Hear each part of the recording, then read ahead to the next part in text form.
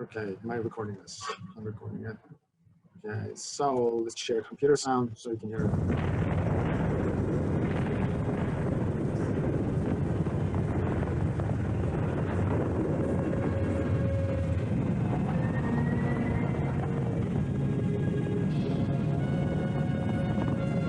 This is the most complex and sophisticated machine ever made. In 6 minutes, it will be traveling at 17,500 miles an hour. In 8 minutes, the humans inside will no longer feel the pull of the Earth's gravity.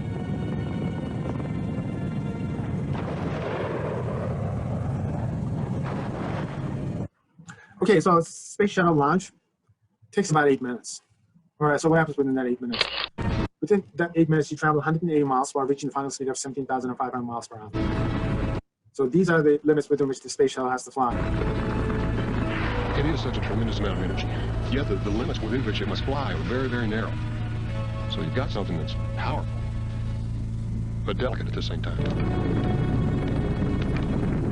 The propellants that they use on the space shuttle are very, very potent, and it's like a gigantic controlled explosion that lasts for 8 minutes to get you into orbit. The space shuttle main engines are a very incredible device. They generate enough force to levitate 200 cars, and it can hover them stationary midair. The fuel amount used is tremendous. The turbo pumps that supply fuel to the engines pump enough liquid it could drain a swimming pool in less than 30 seconds. Space begins at the edge of the Earth's atmosphere, 50 miles straight up. But the shuttle orbits at an altitude of about 180 miles. We become accustomed to seeing the shuttle up there, seemingly suspended, hardly moving. Yet the astronauts are traveling around the Earth at 18,000 miles an hour. And as they go about their work, they can glance up at 16 sunrises in a single day.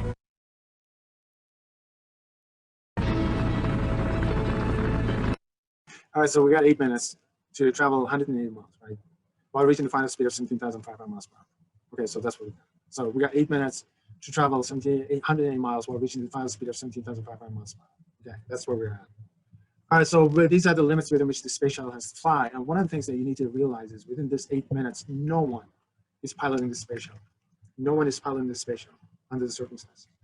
All right, so now for you to be able to carry out something this complicated without anyone piloting the space shuttle, what you need to do is you need to make every single aspect of motion predictable within that 8 minutes. So how does NASA make motion predictable? How does anyone make motion predictable? How does that go? How does that work? All right, so 3, 2, 1, and liftoff. Liftoff of the 25th Space Shuttle mission. And it is But what started out as a grand achievement for NASA, 73 seconds later turned into a national tragedy. all right, notice that in this case, they were able to get 73 seconds of predictable motion. I mean, when you're dealing with rockets, and just because you got rockets doesn't mean that you're going anywhere. Rockets aren't new. Neither is the idea of riding them to the heavens. One night in the 16th century, a Chinese nobleman, Wan Hu, prepared himself for liftoff.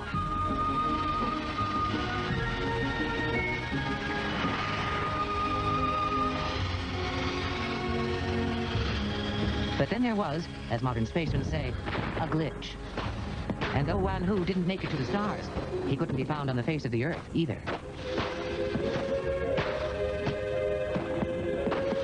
All right, so basically what happened was, they had the right idea. So you need to have rockets. But in essence, if you're dealing with rockets, you're dealing with explosives. So what you need to do is you need to take something chaotic, like the explosive, and then you need to make predictable motion out of it. So how's that possible? How do you go from something which is relatively unpredictable into something that becomes predictable? However, as the satellite's now expected to smash into Quasi, an uninhabited part of the Australian outback. Scientists say that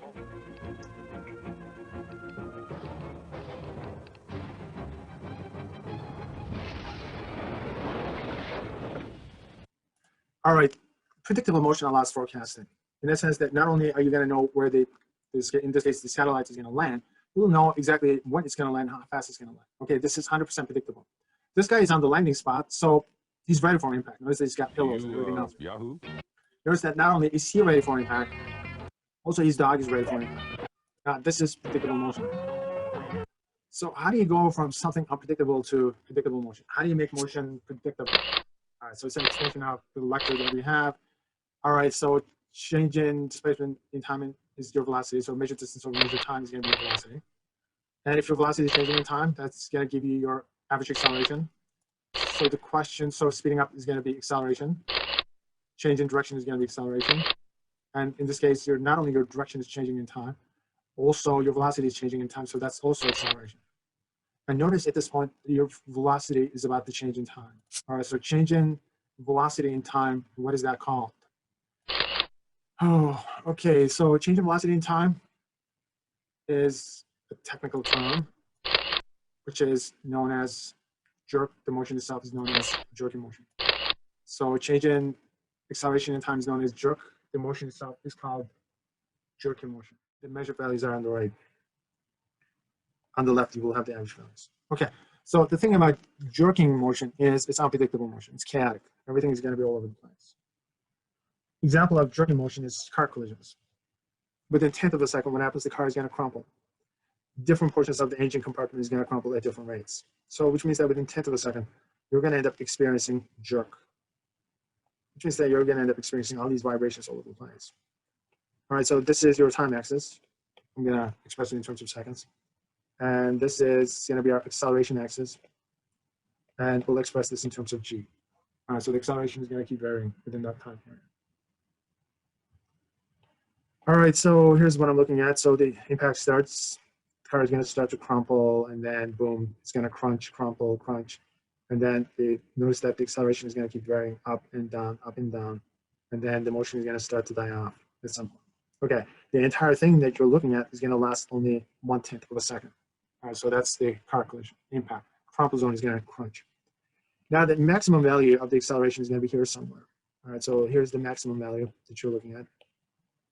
And it's going to be maybe about 150 Gs that you're looking at, all right, in the negative. So it's going to be 150 Gs. And this is happening at 40 to 50 miles per hour. So the acceleration value is going to be 150 Gs. So the question for you guys is this survivable? Is there something survivable? What do you think? Yes. Yeah, I think so. Why? Because The impact time is very, very diminutive. It's very small.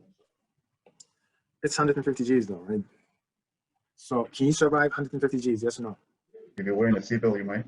All right, guys, this is the car's acceleration. Can you survive 150 Gs? No.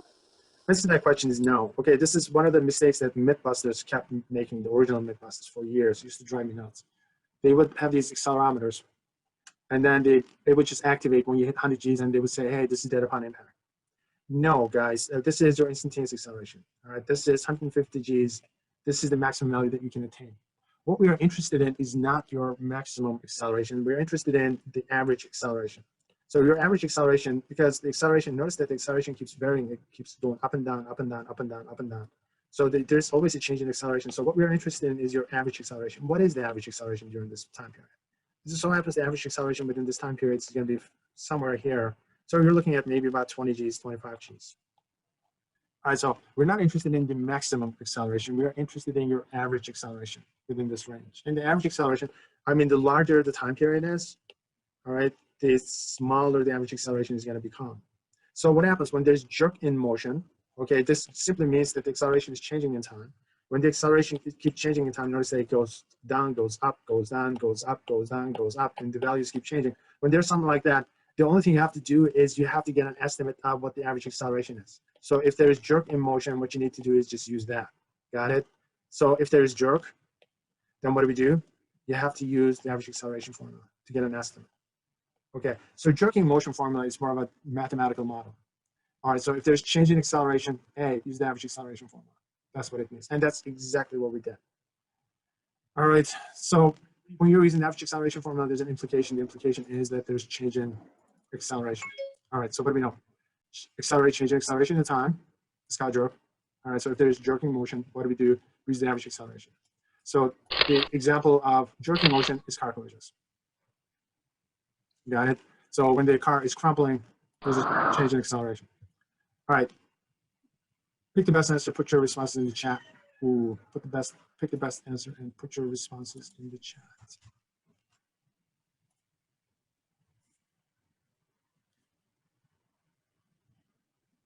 Okay, very good. I see a lot of C's.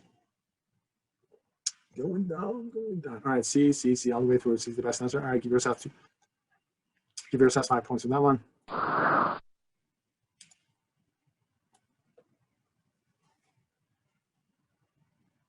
All right. In the jerking motion formula, initial and the final accelerations are usually the measured accelerations. Remember, guys, always on the right-hand side, you have the measured values. Measured values are always instantaneous values. Got it?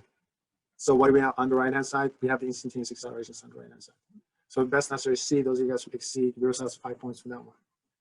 All right, so C is the best answer for that one. All right, you guys got this one right. In reality, if the acceleration keeps changing during motion, then the only thing that makes sense to use is the average acceleration, right?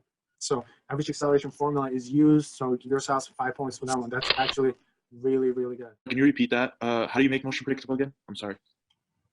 All right, so how do we make motion predictable? You make motion predictable by getting rid of jerk, right?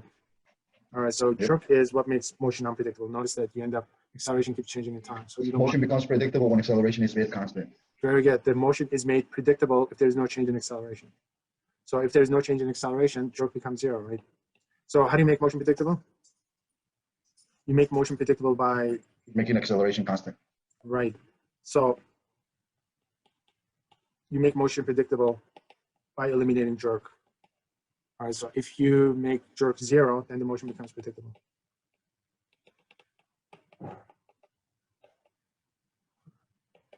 All right, so the next question is, how do you make jerk 0? All right, so you eliminate jerk, and if you eliminate jerk, the motion itself becomes predictable. The only way you can eliminate jerk is if you make the change in acceleration 0. All right, so the only way you're going to be able to do that is making sure that this section, the change in acceleration is 0. All right, so the motion is going to become predictable when the acceleration is fixed. When you make the acceleration constant. So what that means is you get to speed up, slow down, or change direction at a constant rate. That's what it means. So the motion itself becomes predictable when you make the acceleration constant. So the next question is, what aspects of motion become predictable? Distance or travel? All right, so we will build on a couple of things. We will build on just about everything that we learned up to this point in terms of terminology. Okay, so what we know, you're going to fix the acceleration, so which means that this acceleration is going to be constant. In this case, you're speeding up. And notice that your velocity is going to be changing within a certain time period. Also, you can traverse a certain distance within that time period. So that represents the distance that you will traverse. All right, so there's 2 things about this motion will become predictable. Location is going to become predictable, x, at any point in time, and also the speed is going to become predictable at that time, also at that location. All right, so we will have 3 formulas. In the formula sheet, it says the first formula has a plus and minus. Does it matter which one? All right, Christian, just hold on. Give yourself 2 points. That's a good question. Okay, so notice that there are 3 things. We got 3 formulas. 3 formulas describing 2 things. X is the location, V is the speed. So if you fix the acceleration to a constant value, you're going to be able to locate the object at any given point in time. So this locates the object for you at this time. So this is the location of this object. The object is located right here within this time period. So the first formula is going to locate the object for you. Second formula is going to tell you how fast the object is moving at that time. So this many seconds later, this is how fast the object is moving. The third formula is going to give you the speed of this object at that location. All right, so the first formula locates the object for you at a given point in time. The second formula tells you how fast the object is moving at that time, as well as at that location. All right, so 2 things become predictable. Location becomes predictable, and the speed becomes predictable. And find these formulas. So these are the uniform motion formulas. Okay, so I'm just going to grab these. Copy those. All right, so these formulas are the same, except there's a slight difference. Okay, so what's the difference? The difference is I'm using pluses here, and these are pluses and minuses. All right, so when do you use plus, when do you use minus? Okay, just for now, until stated otherwise, I want you to just use the plus sign, okay, until we start covering the minus sign. Okay, it's just for now, everything is speeding up. Acceleration is a positive acceleration, so just use that. Okay, so I'm going to give you guys 5 points for each and every single question. All right, what's the meaning of the first formula? What does it signify? Locating an object. Yeah, you find the object. Okay, I'm gonna give you 2 points so far. I need more. Location at any given time. Okay, very good. That's 5 points. If you know the time, you know the location. That's what it means. If you know the time, you know the location. Notice that the location becomes predictable. All right. Okay. What's the meaning of the second formula? How fast? If you speed at any given time. Okay, very good. If you know the time, you know how fast it's moving at that time. Speed at a given time is what you find. So if you know the time, you know the speed. Okay. What's the meaning of the third formula? Calculating velocity without time. All right. I'll give you 2 points for that one. I need a concise definition of it. If you know distance, you know velocity. Okay, very good. If you know the location, you know how fast it's moving at that location. All right, so story that you get from this. The first one says if you know the time, you know the location. You know how fast it's moving at that time, and you know how fast it's moving at that location. So that's what it means. Okay, so which means that the motion becomes predictable when you fix the acceleration. Excuse me, what was number 2 again? If you know the time, you know the acceleration, velocity, I mean? Yeah, that's precisely correct. So if you know the time, you know exactly how fast it's going at that time, right? So if it's NASA, for example, you know you got 8 minutes. All right, so if you fix the acceleration to your right value, within 8 minutes, you should be 180 miles away, for example. Okay, provided that the acceleration is fixed. If the acceleration is fixed, within 8 minutes, you should be moving at 17,500 miles per hour. If the acceleration is fixed, if you're 180 miles away, you should be moving at 17,500 miles per hour. So everything is related to fixing that acceleration. So how does NASA make motion predictable? So uniform acceleration is going to make motion predictable. So motion becomes predictable when the acceleration is constant. So we got 3 formulas. First formula is going to locate the object for you at a given point in time. Second formula is going to tell you how fast it's moving at that time. The third formula is going to tell you how fast it's moving at that location. All right, so 3 formulas that we will get to use, and from now we will only use the pluses. Okay, pick out the best answer.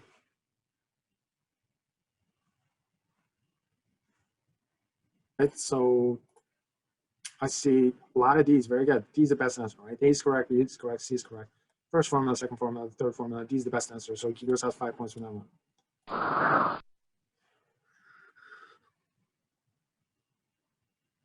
Okay, very good. I'm looking at a lot of A's. So A is the best answer. So Kigos has 5 points. So speed of an object at any given location. So that's the third formula. Okay, once again, I'm seeing a lot of D's. Location of an object at any given point in time. That's the first formula. So location as well as the speed are going to become Inshore racing. These are Formula One powerboats.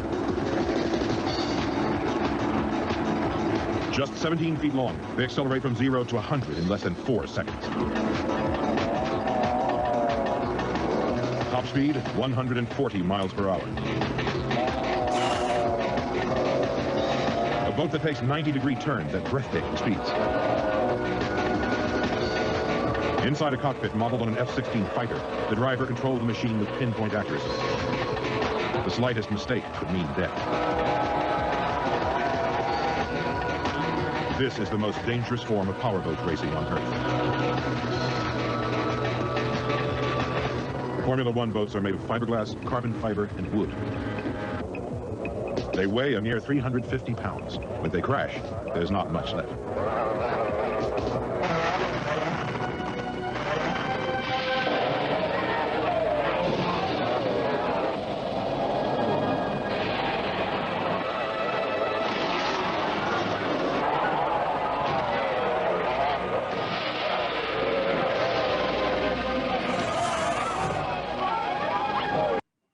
All right.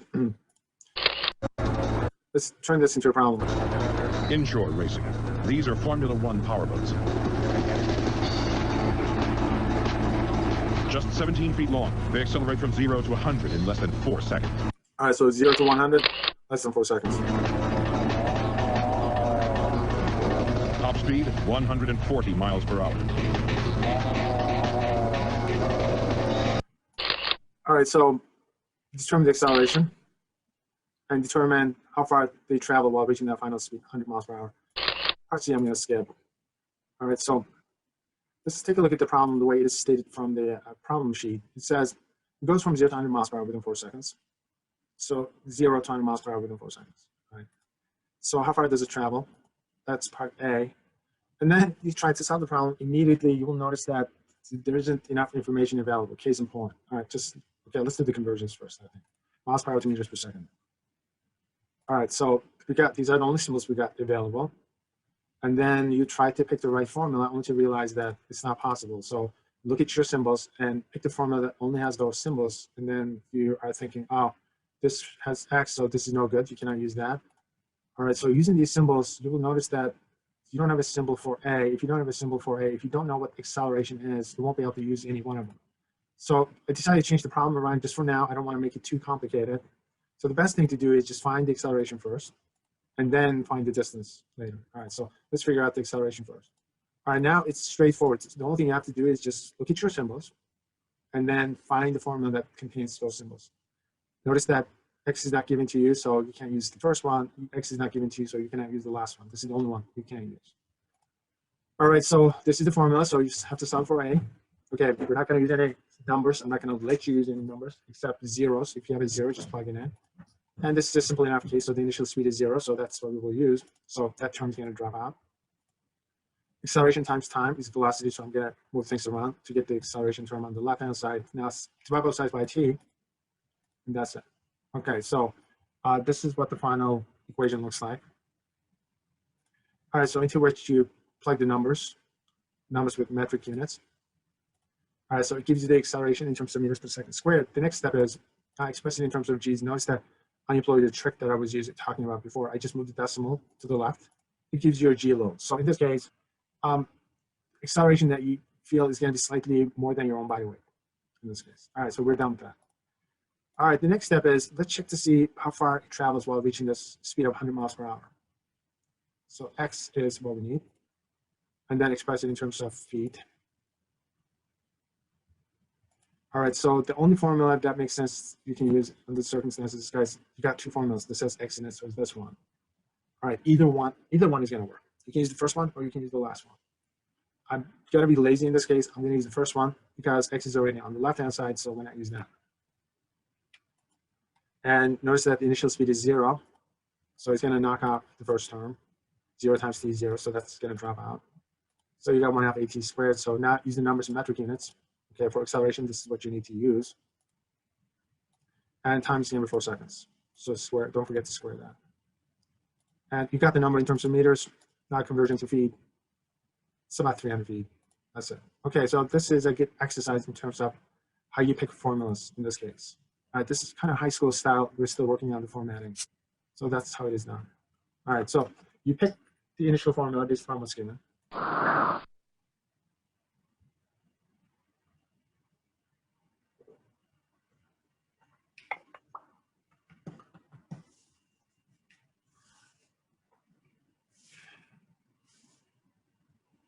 Okay, you guys got it.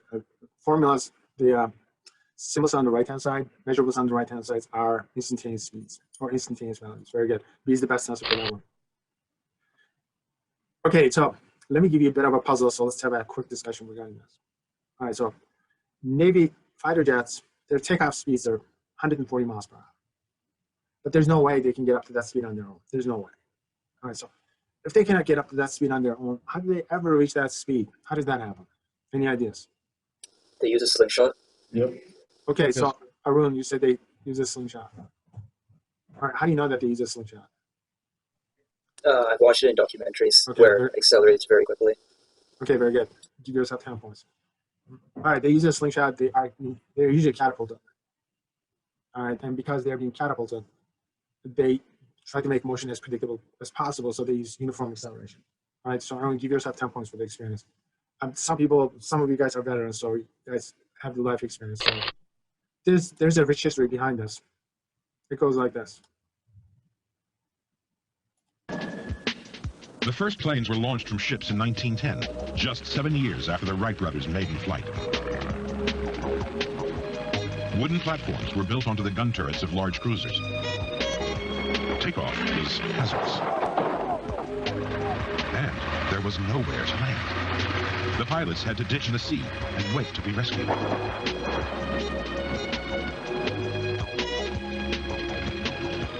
Seaplanes proved more practical.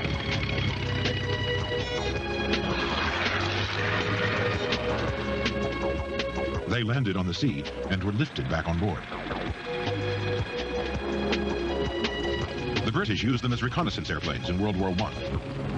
They were a decisive factor in the great North Sea naval Battle of Jutland. In 1922, the U.S. Navy launched its first full-sized carrier. The Langley was converted from a coal ship. The early lightweight planes were just able to take off under their own power. It wasn't until the jet age that steam catapults were introduced. These heavier, faster planes needed to be launched at over 100 miles per hour to get into the air. The John C. Stennis has 4 steam catapults, which together can launch planes at the rate of 3 a minute. In 300 feet, these catapults launch supersonic jets that require a mile on a normal runway. Yeah, a catapult shot, you can do about 0 to 140 in about a second and a half. So it's quite a shot. It's like driving a rocket. It really is. Especially when you get shot off a boat. It's like, it's the best amusement park ride you're ever going to get on.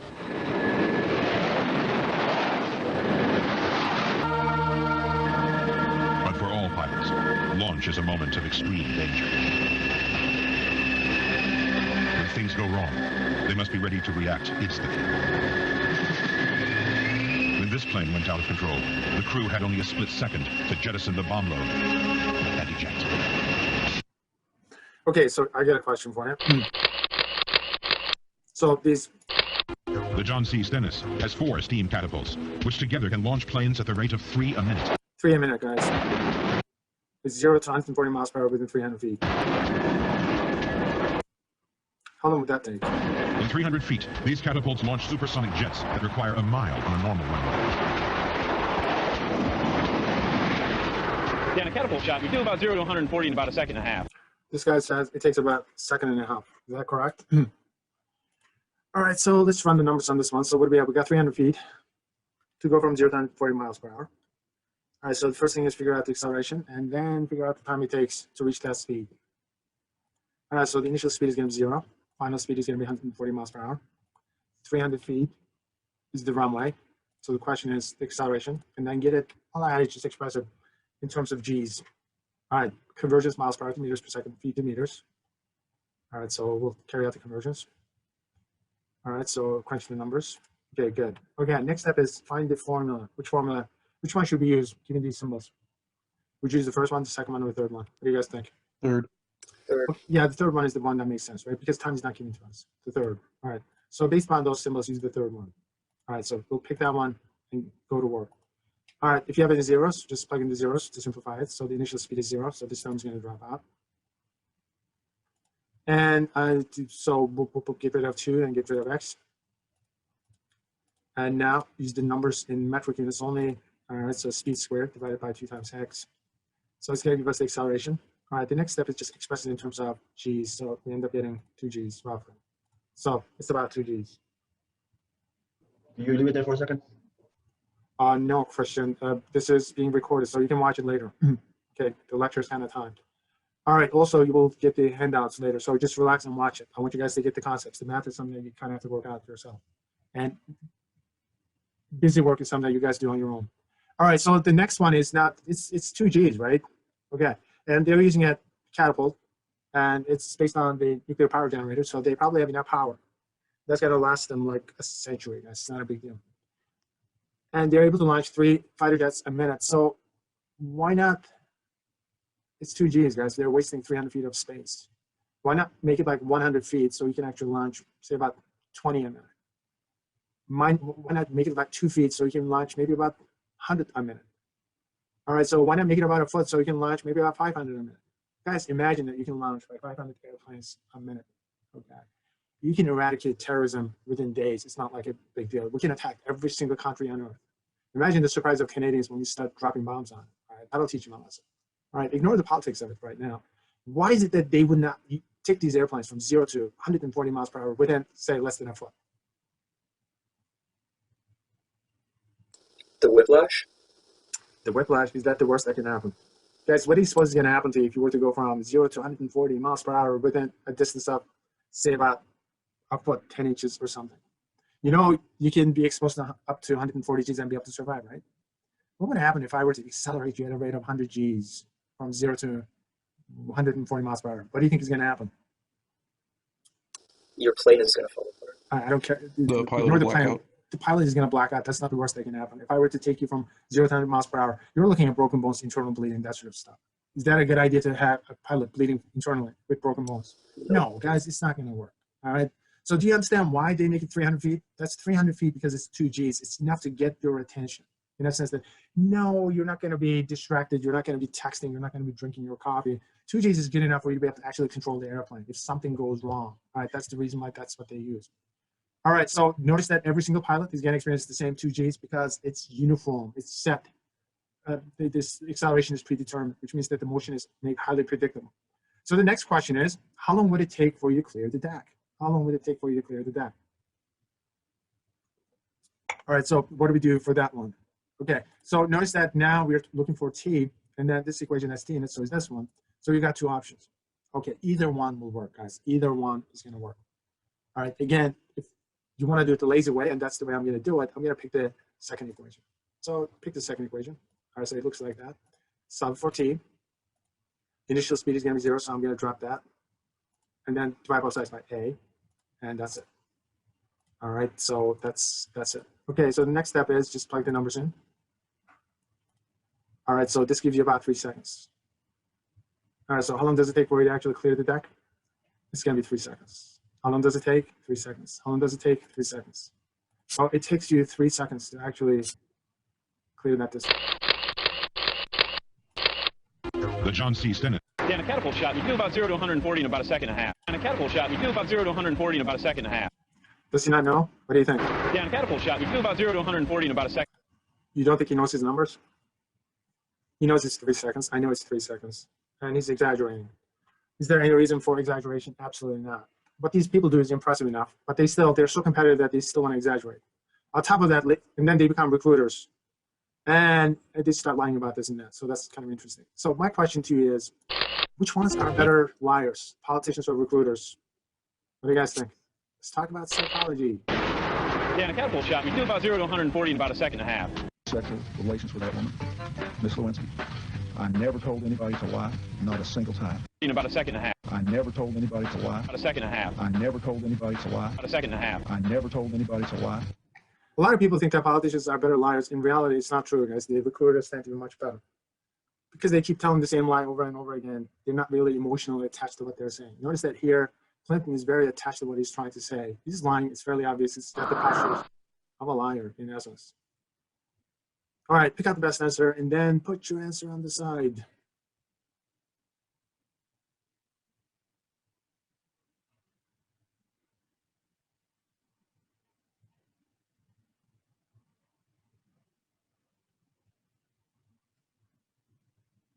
Okay, very good. I'm seeing a lot of A's. Okay, so the only thing which is not changing in time is acceleration, right?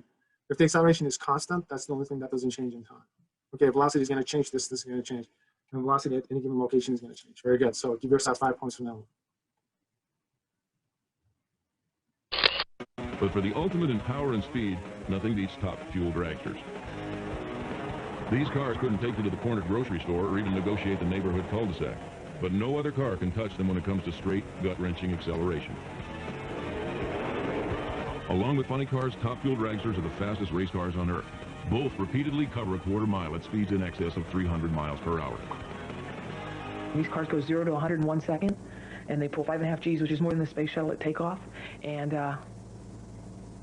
it's a great ride. Meet Shelley Anderson, a nitro-breathing woman with racing in her blood. Anderson has won 4 top fuel national events and became the fastest woman on wheels when she claimed the speed record in 1997, flashing down the track at an astounding 317 miles per hour.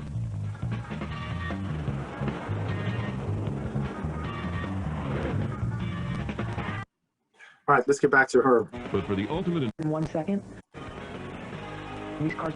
All right, guys, just remember this. If you're on TV throwing numbers around, and if I'm watching you, I will always check your numbers for whatever reason. All right. Go 0 to 100. So she said 0 to 100. 1 second. 1 second. And they pull 5.5 Gs. 5.5 Gs. Which is more than the space shuttle at takeoff. More than the space shuttle at takeoff. Do you think she is lying?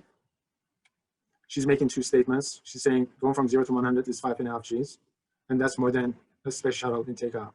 Do you think she lied twice in one single sentence, or do you think she lied once, or do you think she didn't lie at all? And it's a great ride. What do you think? She's lying.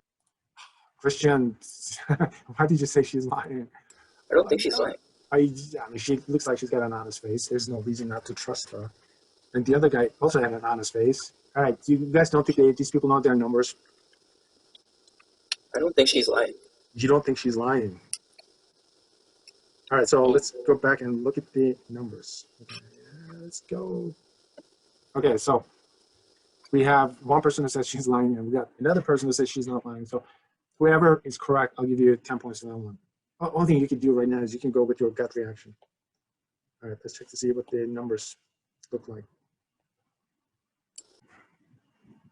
All right, so what do we have? All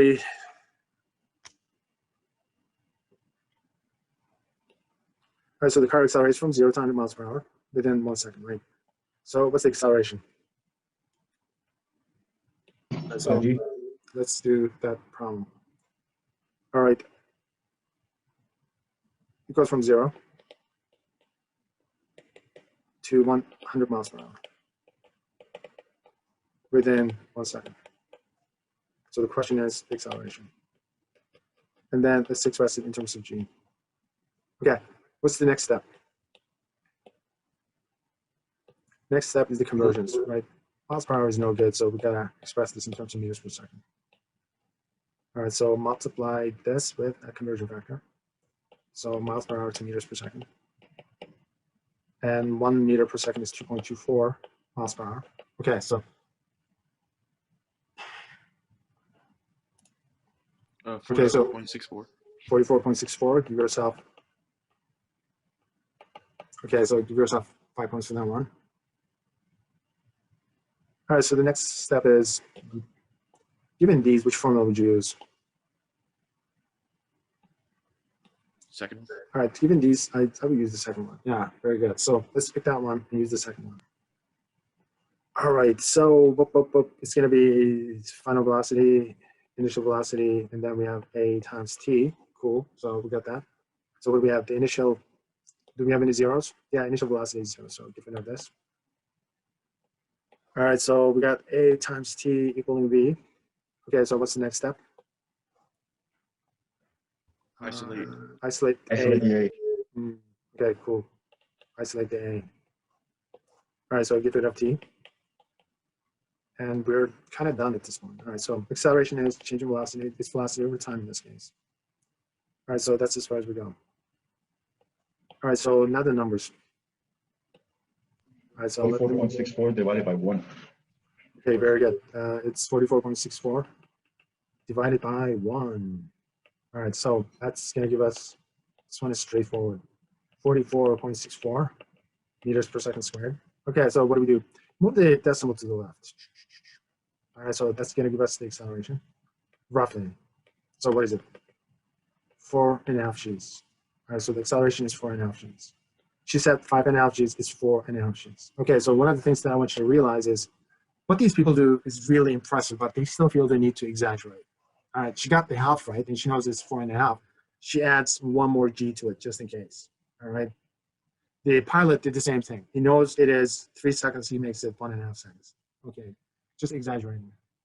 Is it possible that she also lied about how many G's? She said it's 5.5 G's, and that's more than what the astronauts experience in takeoff. Okay, so we'll do that later. Okay, before I give you a break, okay, let's take this one step further because this is just an exercise. All right, so A is the acceleration. Okay, so B is the distance that it covers, right? So distance in terms of meters, and let's express it in terms of feet. Okay, so which formula would you want to use for that one? Okay, so once again, you got options. The third X, one? yeah, you can use the first one or you can use the third one. Okay, so which one is easier? I'm gonna be lazy. I think I'm probably gonna use this one. It's easier because X is already on the left hand side, right? You can use the third one if that's what you want. I'm just gonna use that one because that's the lazy thing to do. All right, so for part B, I say let's use this. This one is easier to use. All right, so notice that the initial speed is 0. Okay, so which means that this term is gonna go to 0. And now you're left with this. It's going to be 1/2 AT squared. All right, now the numbers. So you have 1/2. Your A is this, and T is 1 second. So we got 44.64. 1 squared. So what do you get? 22.32 meters. Give yourself 5 points for that one. And lastly, we have to do a conversion. All right, so convert this to feet. All right, so meters is going to be at the bottom.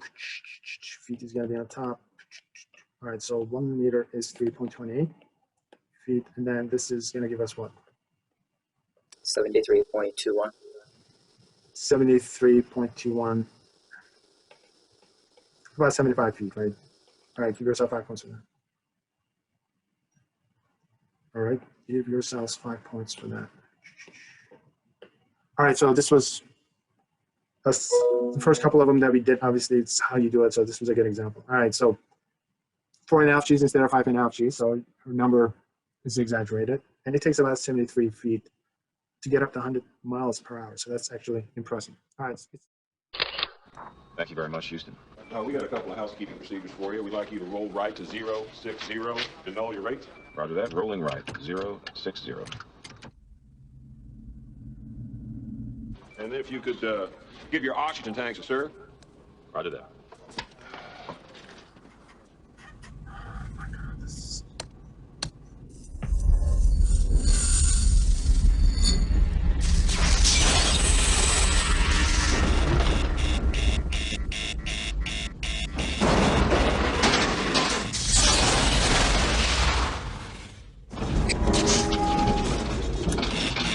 Hey, we've got a problem here. What did you do? Nothing. Split tanks. Whoa. Hey. This is Houston. Say again, please. Houston, we have a problem. We have a main bus being undervolt. We've got a lot of thruster activity here, Houston. It just went offline. Oh, there's another master alarm, Houston. I'm checking the quad. There's no refresh now. Maybe it's quad. We've got a computer restart. I'm going to reconfigure the RCS. We've got a when ping you say light. fire doesn't make any sense. We've got multiple cognitive warning, Houston. We've got to reset and restart. All right, I'm going to SDS. Jesus. Fuck, the heart rate's skyrocketing. Econ, what's your data telling you? O2, tank 2, not reading at all. Tank 1 is at 725 psi and falling. Fuel cells 1 and 3 are, oh boy, what's going on here? Flight, let me get back to you. Flight GNC? Flight, they're all over the place. They keep going close to gimbal lock. I keep losing radio signal. Flight, their antenna must be 22, they're going to have to do it manually. One at a time, people. One at a time. One at a time. Econ, is this an instrumentation problem, or are we looking at real power loss here? It's reading a quadruple failure. That can't happen. It's got to be instrumentation. Let's get that hatch button. The limb might have been hit by a meteor. Yep. The tunnel's really torquing with all the Houston, we got a pretty large bang there associated with the master alarm. Shit, it's main bus A. Main bus A undervolt? Houston, we have a main bus A undervolt now too. It's reading 25.5. Main bus B is reading zip right now. We got a wicked shimmy up here. Econ, GNT, these guys are talking about bangs and shimmies up there. Doesn't sound like instrumentation to me. You are breaching a 13. You got this hatch to steel. Just stow it. We've been hit by a meteor. We'd be dead by now. We're going to try to get us out of this lurch. Houston, you're in the mud. Did you say switch to Omni Bravo? Roger, and the signal strength on the It's high. fighting me. What's the story here, Jack? We keep flooding with gimbal lock. We have confirmation. What is the unit down? Okay, Jim. SMRCS, Helium 1. Switch to A Omni and C Charlie. are our proposals. Houston, I'm switching over quad C to main A. Roger, 13. Okay, Houston. Fuel cell 1, fuel cell 3. We got a main bus B undervolt, cryo pressure, 2 compressor. That's what we have. AC bus 1, AC bus 2, command module computer. And O2 flow high. Well, I don't know. Maybe this is a caution and warning. Houston, we are venting something out into space. I can see it outside of window 1 right now. It's definitely a gas of some sort. It's got to be the oxygen.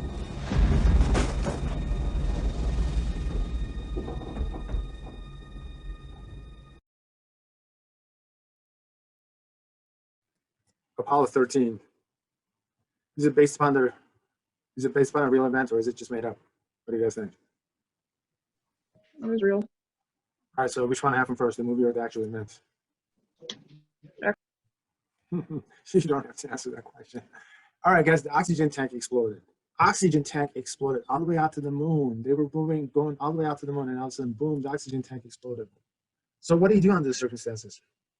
What's the proper course of action? All right, let's run a few ideas regarding what it is we could do under these circumstances. All right, I gotta find Zoom now.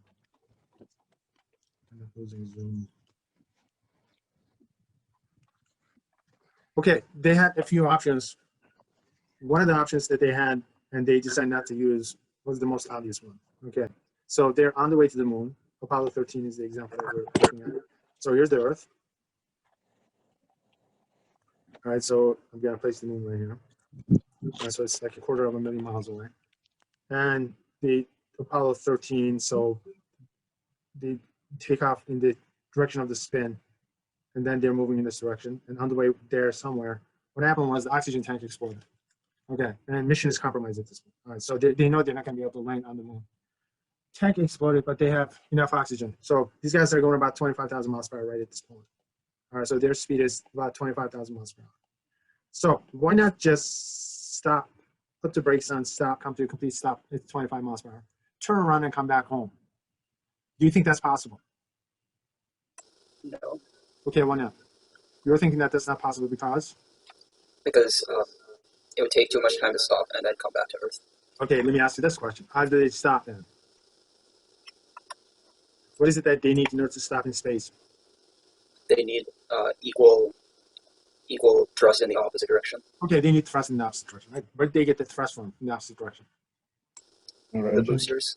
Okay, so I'm gonna give you 5 points for all the discussion. Guys, what they need is rocket fuel. I mean, the rocket fuel is what got them up to that speed. Now, what they need to do is they need to fire their thrusters in this direction in order to generate a force in the opposite direction, right? So my question is, do they have enough fuel in order to stop in space? What are you guys thinking? I mean, if they had enough fuel to make it to the moon and come back, then they should have enough fuel to come back. Okay, that's not the answer I was looking for. I'm gonna give you 5 points for that one. The rocket fuel that they have, guys, the rocket fuel that they have is, you guys are thinking that traveling in space is like driving a Ford Tempo. It's not, guys. You reach 25,000 miles per hour, you shut off the engines. They will just coast all the way to the moon at 25,000 miles per hour. There's no friction to slow you down, and there's no reason for you to go any faster. All right, so you will maintain your initial motion. Okay, so if these guys are already coasting at 25,000 miles per hour, got it? All right, so what do they need in order to stop? They need enough rocket fuel to stop. So they have enough rocket fuel to actually go from 25,000 miles per hour to 0. And you would think no, that's a lot of rocket fuel, guys. Would they be carrying that amount of rocket fuel in order to actually stop in space?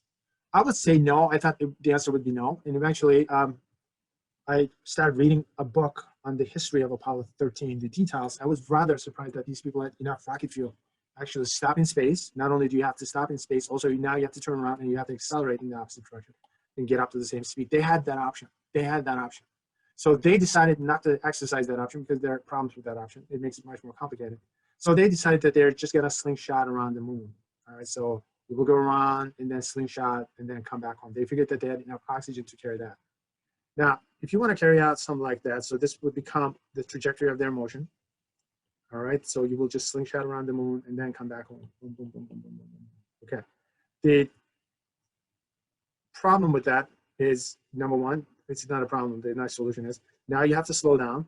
Okay, so in order to slow down, you have to rocket the fires for a while in this direction. So you have to generate a negative acceleration. All right, and while you're getting into the moon's gravity, and you have to be moving at exactly the right speed.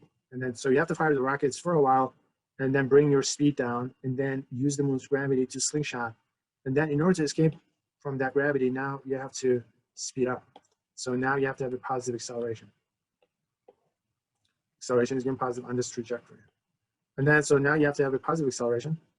And then at some point on the way back, notice that you're going to be here. Okay, now you have to slow down so that you change the trajectory. You have to angle it just right so that you're not burning out. Again, you have to fire the thrusters and then slow down significantly before hitting the atmosphere because you don't want to burn up. Okay, notice that things are happening here. Number one, you can design a free return trajectory. You say, okay, these guys are here, we'll do a slingshot, and then which means that you can figure out the landing zone first, and then set up your trajectory and get this rocket in that trajectory by using uniform acceleration. Uniform acceleration. In that sense, you make motion 100% predictable. And this is the course of action that they decided to follow. That's what they did. All right, so this is a little bit of a documentary here, so I just want to show you. By now, Houston had devised their best shot at survival. They would go for a brief burn before Apollo 13 reached the moon, placing it in the so-called free return trajectory. All right, so they escape Earth's gravity, and then they have to slow down here. So they have to fire their rockets in the opposite direction. And then now they have to escape Moon's gravity, so they have to fire the rockets one more time. Drop them into the slot for And then they also have to slow down one more time. All right, so the animator ends up skipping all those Earth's atmosphere. All right, the portion that you're going to see is the escape while they're escaping from the Moon's gravity. Okay, so look what happens in the background. And that we have a safe situation at the moment. Hey, I want to thank you guys for doing real good work. So are you guys, Jack. Before Apollo 13 disappeared behind the moon, its landing site on Earth had to be determined. Its present course pointed to a splashdown in the Indian Ocean, where recovery would be difficult. A burn to get them home quicker would plunk them in the Pacific Ocean, within easy reach of the U.S. Navy's recovery forces. The Pacific Ocean it was. As Apollo 13 Notice that they figured out the landing site first. sailed around They set up their trajectories now to get the rocket onto those trajectories. Now they are going to try to escape the Moon's another gravity. critical burn approached.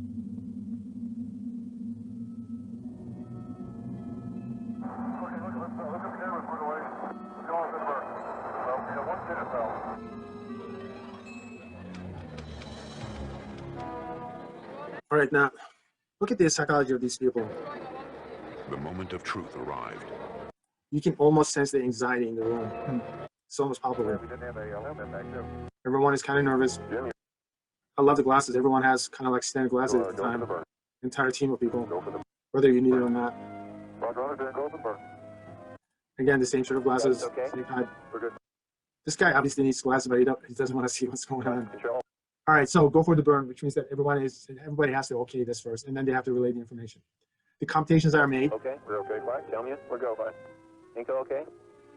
So they're getting the final okays. Ground confirms ignition.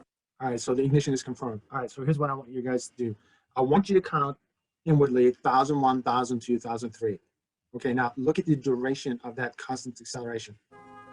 40%. Shut down. It's about 5 seconds long. It's not 6, it's not 7, it's not 8. It's a precise number. So they experience uniform acceleration for a duration in order to get up onto the trajectory and onto the right speed. Shut down. Say that was a good burn.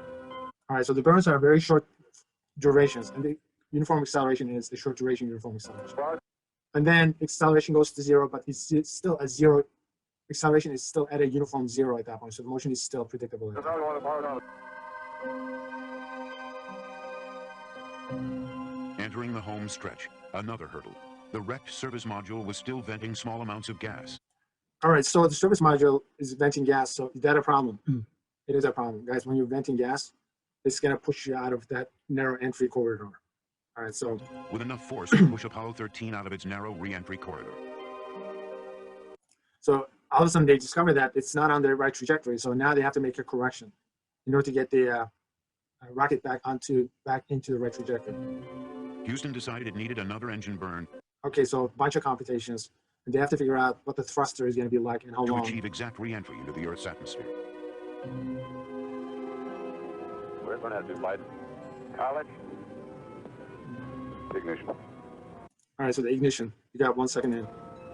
Thrust looks good. Shut down.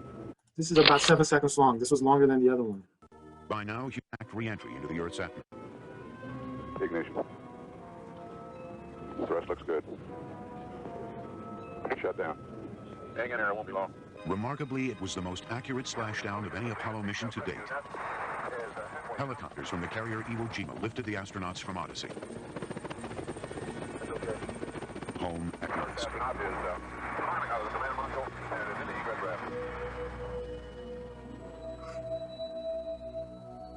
As the three astronauts arrived on the carrier's deck, the ship's band burst into a rousing version of the Age of Aquarius. Everything was so nice and predictable, and all of a sudden it turns into a musical. At the end, the human emotion takes over. Notice that what made this so predictable is the fact that they made the entire motion uniform by setting up these constant accelerations all over the place. All right, now let's take a look at this space shuttle launch. Obviously, the NASA makes motion predictable. Within that 8 minutes, you get predictable motion, in essence. All right. The way we will do this stuff is I'm going to make some modifications, and then I'm going to modify the problem. Okay, let me get the facts of it first. So what do I know? What do we know? Okay, so it's going to travel 180 miles, so that's a given fact. It says it's going to take 8 minutes. I don't want to touch that because I want to do something else. All right, I don't see all the pertinent facts here, so I'm just gonna copy down pertinent facts, important facts, and then I'm gonna modify some of the stuff. Okay, so what do we know? We know that it's gonna go from 0 to, okay, so what is it, 17,500 miles per hour within a distance of 180 miles. Okay, so that's good enough. And part A of the question, let's figure out the acceleration. And then express it in terms of G's. Okay, so Shelley Anderson said she was pulling 5.5 G's, and that was more than the space shuttle in takeoff. We'll check to see if that's correct. Okay. All right, so let's do the conversions. Go from miles per hour to meters per second. 1 meter per second is 2.24 miles per hour. The other one is this 180 miles. Let me just make space here. It's just to, I messed it up, forget it. Don't want to play with it. The next one is this. All right, so we have to go from miles to meters. 1 mile is 1609 meters. Okay. While you guys are doing the number crunching, so those are the formulas that we will need. All right, 17,500 miles per hour. What you guys get for that? All right, so 7,812.5. Yep. Meters per second. Give yourself 5 points for that one. All right, 180 miles. What do you get for that? 289,620. 620 meters. All right, 289,620. Give yourself 5 points for that one. Okay, so next step is, so these are the symbols. So which formula do we use? The only one that makes sense to use is the last one, right? This is the one that you can use. Okay, very good. So now move forward. That's our formula. All right, so final speed squared, the initial speed squared, 2 times a times x, solve for a. All right, so the final initial speed is 0, so this drops out. All right, so we got 2 times a times x, and then get rid of 2, and get rid of x. So here's the acceleration.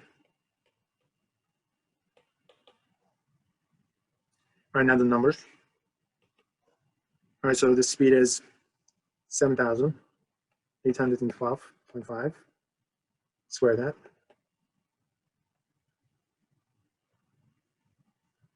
And you have 2 times the distance. Okay, so what you guys get? 105.37. 105 and what? 0.37. 0.37? That's too much. No, just 37. Okay, it's 0.37. Okay, now that makes sense. All right, so it's going to be 0.37. Give yourself 5 points for that one. All right, so, okay, guys, what is this in terms of G's? All right, so move this to the left. And when you do that, what do you get? 10.5 G's. Okay, so it's going to be 10.5 G's, right? Okay, so this gives you 10.5 G's. All right, so Shelley Anderson said she was pulling 5.5 G's, and that was more than the space shuttle in takeoff. All right, in all appearance, she ended up lying twice in one single sentence. Or did she? Let's see. All right, we'll have a better idea of if this number is actually realistic when we actually look at the time. Okay, so let's figure out, look at the time. How long would it take for you to actually reach this speed at this rate? All right, so let's come up with an expression for time. All right, so T, you got T here, you got T here. All right, so which formula would you use? Okay, either one is good. Yeah, if you're lazy like me, use the second one. The second one is easier to use. Okay, so let's use that one, second formula. All right, so final initial acceleration times time, and solve for T. Initial speed is 0, so we're done with that. So you got your acceleration times time equals V. Okay, so boom, boom, boom. Get rid of A. And here's your time. So it's going to be V divided by A. I have a question. Okay, hold on. Let's just finish this up. Okay, what's your question? On an exam, do you want us to solve for the formula like that, like show every step as detailed, or are we allowed to like do it in our heads and just write the final formula? Okay, start up with the formula. You can skip this step, obviously. I show a lot of work right now. I'm going to start to show less and less as we go forward. At this point, I'm showing you everything. Yeah, you're required to start off with the formula, and then obviously you can go from here to there. All right, so you can go from here to there. All right, we got 2 minutes, so let me finish this up. So V is, what's V? V is 7,812, 7,812.5. And then what else do we have? We got the acceleration, so that's going to be 105.37. Okay, what do you get? 74.14. All right, give yourself 5.71. Okay, so converted to minutes, what is this? This is going to be 1 minute and 14 seconds. Okay, guys, what's wrong with this? What's wrong with this is it takes 8 minutes. It takes actually 6 minutes to reach that speed. It doesn't take 1 minute and 14 seconds. If NASA is using a constant acceleration, which they are, how come, if that's the case, it takes 1 minute and 14 seconds? All right, so let me ask you this question. Do you think astronauts can handle up to 10 Gs, 10.5 Gs for 1 minute and 14 seconds? Is that what the problem is? Is that the reason why they don't use 10.5 Gs? Obviously, they're not using 10.5 Gs, so the question is why not?